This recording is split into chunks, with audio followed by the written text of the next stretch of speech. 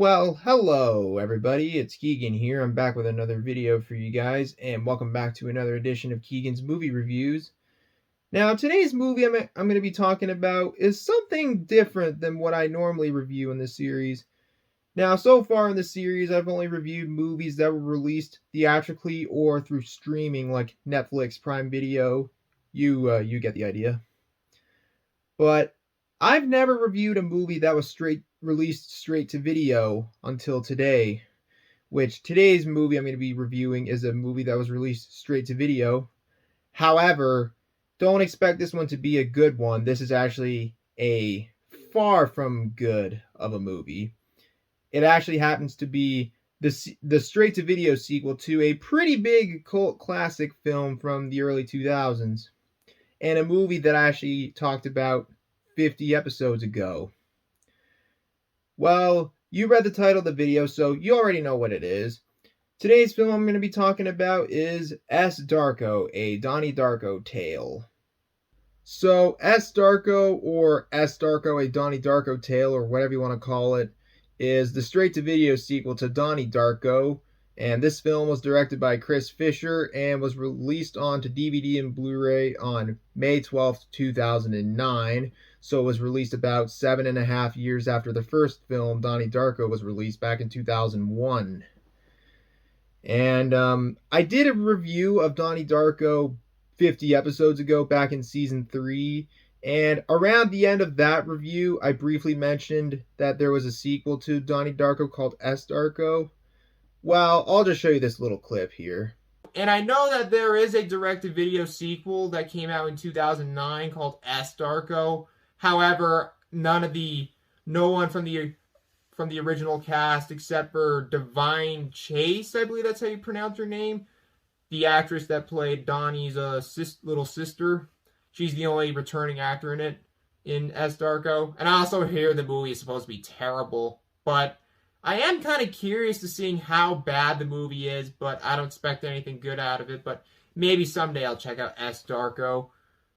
So yeah, I did talk a little bit about this movie in my review of Donnie Darko, but at the time I haven't actually seen S. Darko up until recently.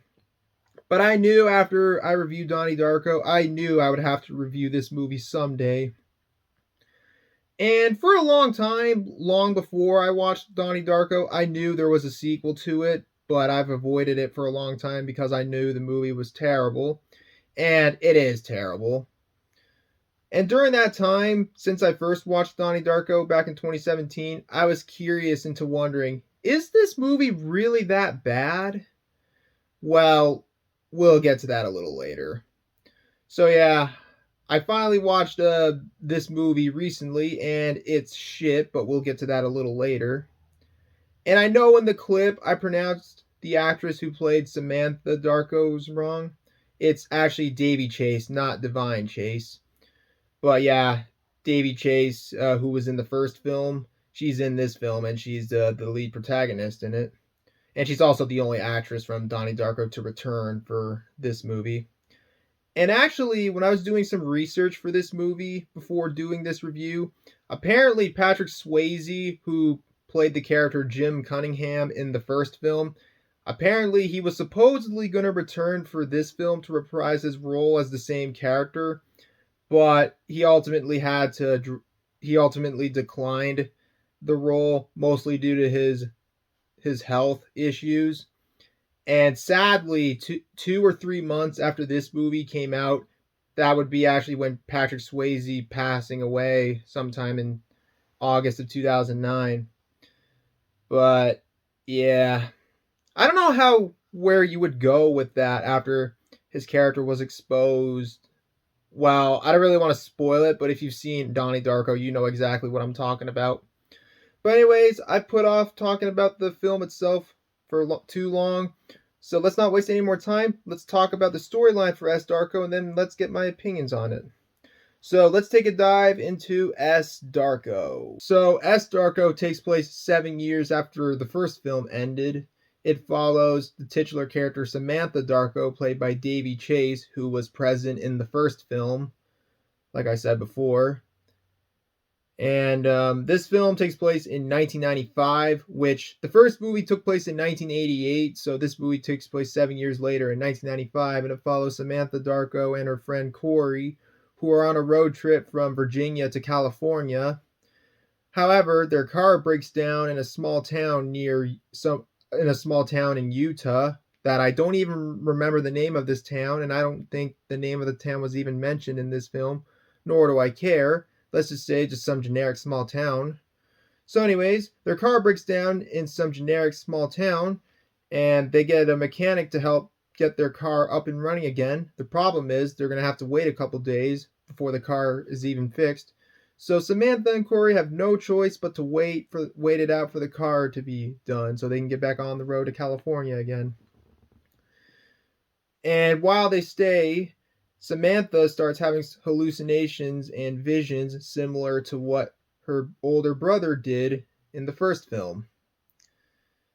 And the other part of the story follows a homeless Desert Storm veteran named Iraq Jack, who survives, who gets away from a meteorite that crashes on a windmill, where he is met with a weird, like, sort of a dead version of Samantha with a metal thing stuck in her head or something, sort of like Frank, like the bunny rabbit from the first film.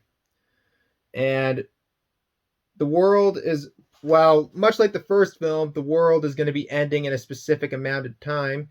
In the first film, the world was going to end in 28 days, 6 hours, 42 minutes, and 12 seconds. This time, the world was going to end in 4 days, 17 hours, 26 minutes, and 31 seconds. So yeah, it does borrow a lot of some elements from the first film. And this is when the film starts to get confusing.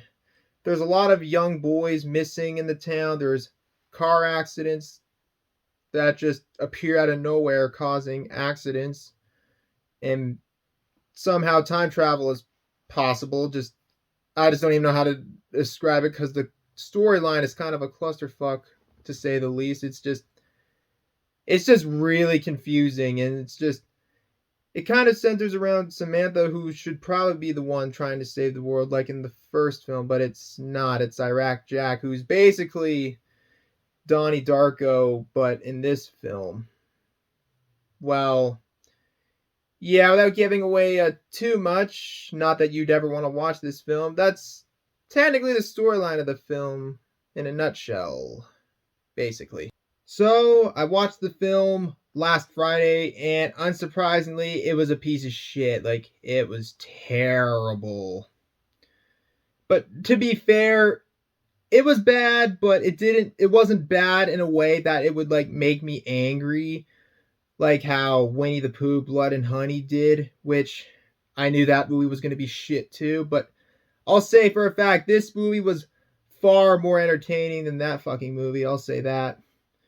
But other than that, this movie was bad. The acting is terrible, the storyline is confusing, and it doesn't really make any sense. And while the story does borrow a lot of elements from the first film, it was just shit.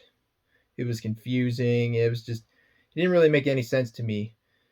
Well, the first movie was a bit confusing upon my first viewing of the film. Well, anybody who watched the first film for the first time, knows that it was a bit confusing, especially at the end. But that's what made the film so good. Now, from what I was doing research for this movie before I did this review, I know that the director of this movie was a big fan of Donnie Darko and wanted to create something similar, like sort of a faithful follow-up to Donnie Darko, which I understand that. I understand that completely. But unfortunately, this movie ultimately fell flat right on its face. It was just bad. Bad acting, the green screen effects are terrible, especially for the time when this movie came out in 2009. The storyline was confusing, and it's just shit. But I understand what the director's intentions were. before watching this, but it just did not work well at all. But there are some positives I do have with this movie, but not very much. I'll admit it had a decent score. The score wasn't perfect, but it was decent, and it had a decent soundtrack too.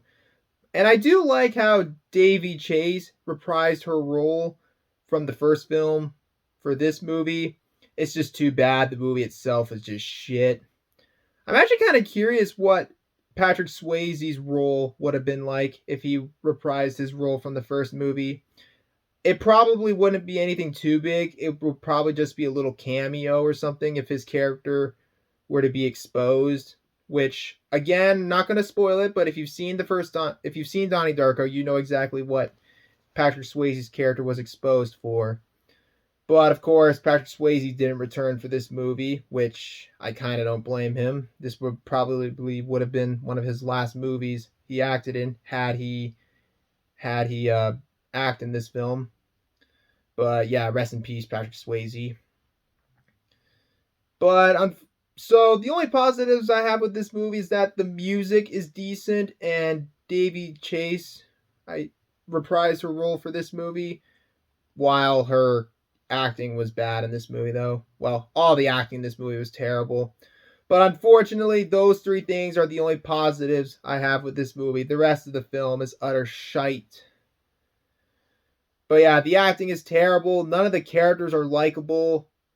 Like, none of the characters are likable. Like, they're just so generic and just so uninteresting. And the story is just confusing, and it doesn't really make any sense. And it's just a terrible movie. Well, this movie was bad, but it wasn't bad in a way that it would piss me off, like how Winnie the Pooh, Blood and Honey did, like I said earlier. But hey, I'll say it was more entertaining than that piece of shit movie. But yeah, I don't really recommend this movie. I highly recommend Donnie Darko. It's a way better film than this piece of shit. And it's other than it being my favorite film of all time, it's just a classic that I think it still holds up to this day. But yeah, I don't really have a whole lot to say about this movie. But at the end of the day, S. Darko, a Donnie Darko tale, is a forgotten straight-to-video sequel to one of the greatest cult classic films of all time. And it probably shouldn't have been made. It should have just been like fan fiction or something. Well, that's what the equivalent of what this movie is. But in the end, it's just a forgettable sequel to one of the most memorable cult classic films of the early 2000s. And I probably won't ever watch this movie again. But if I were to watch it again, I'd probably watch it with some friends and have a couple drinks. But yeah, S. Darko, it's a terrible movie. I don't recommend it unless you have a couple friends who've seen the first film and have a couple drinks just to watch it and laugh your asses off at how bad this movie is. It may not be the worst film I've seen, but if I were to do a list of sequels that should never have been made, this one would probably take the cake of sequels that never should have been made.